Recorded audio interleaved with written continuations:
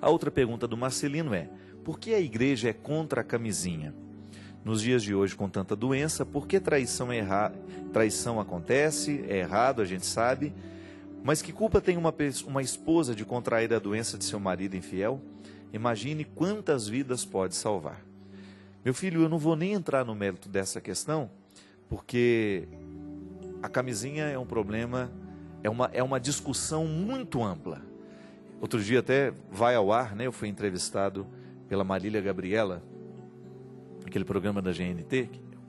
Marília Gabriela é uma pessoa inteligentíssima e foi um prazer viver a entrevista, porque ser entrevistado por uma pessoa que não fica falando de futilidades é bom, né? Ela conversa, assim como, graças a Deus, eu tenho tido a oportunidade de falar com qualidade, com pessoas qualificadas também, por onde eu tenho ido nessas entrevistas. Mas, num determinado momento, eu mostrei um aspecto da igreja que talvez ela desconhecesse, um aspecto mais arejado da teologia. Aí ela, então você é a favor da camisinha? Aí eu disse, não significa ser a favor da camisinha. O problema da reflexão sobre a camisinha é muito mais do que pode ou não pode. Volta ao início do programa. Isso é reduzir a questão, minha gente. E a igreja é muito injustiçada quando ela é colocada nessa perspectiva do pode ou não pode. Responda rapidamente, a igreja é contra ou a favor da camisinha? O que nós não podemos desconsiderar é quando eu digo não ou quando eu digo pode, nós estamos escondendo uma série de questões que são fundamentais para essa reflexão. A camisinha pode sim proteger de muitas doenças, a gente sabe, muito embora ela não proteja de tudo, porque ela não é 100%, ela não tem uma proteção 100%. Muitas doenças podem acontecer mesmo usando a camisinha. Por quê? Ela é um material que pode arrebentar, ela é um material que pode ter problemas no momento do uso, então ela não garante muita coisa não, ela pode ter uma eficácia. Só que quando nós falamos do problema da camisinha, a igreja está muito mais preocupada em preservar a pessoa de uma doença que a camisinha não protege, que é de se sentir objeto do outro. A camisinha pode até proteger da AIDS, mas não protege da sensação de ter sido objeto.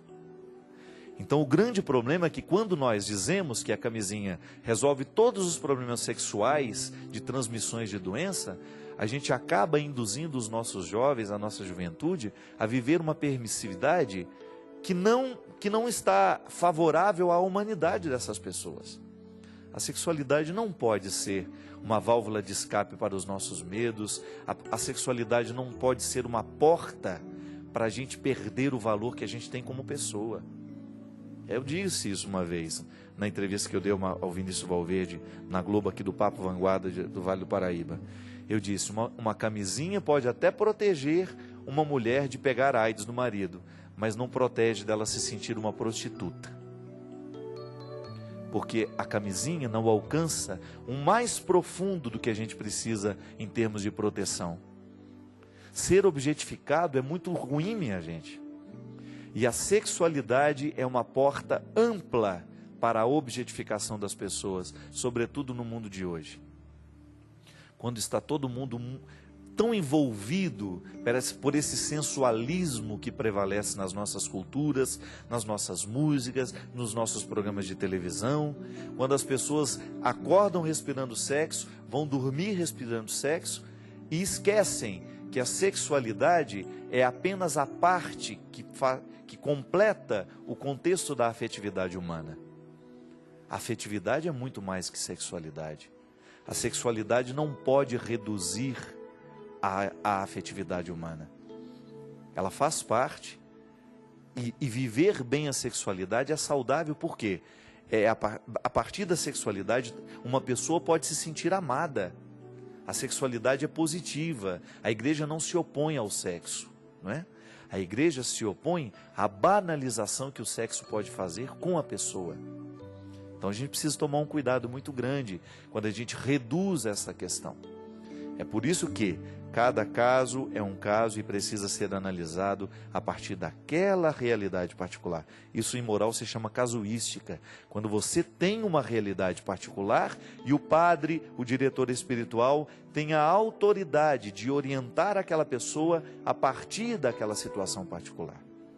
Agora, ficar na televisão dizendo pode, não pode, isso é absolutamente redutor. E nós não queremos prestar este papel. Isso é um desserviço quando eu falo que pode, quando eu falo que não pode. Sem reflexão não é possível, gente. O cristianismo precisa ser uma instância de reflexão que nos leve a pensar a totalidade das coisas. E não reduzir a sexualidade humana à questão da camisinha.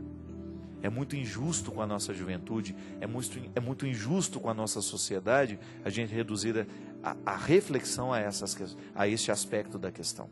É muito mais do que isso.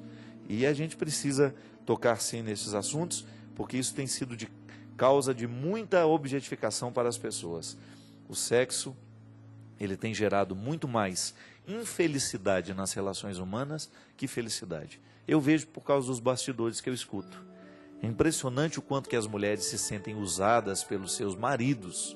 Não estou falando pelos seus amantes, não.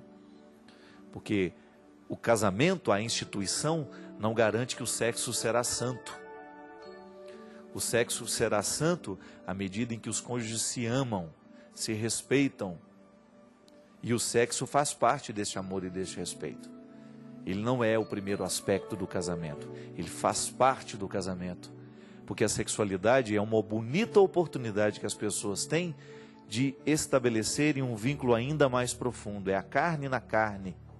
Agora, só que isso pode passar longe de ser um vínculo se ele é apenas uma satisfação de um desejo temporário. As prostitutas, o Padre Léo sempre dizia isso, né?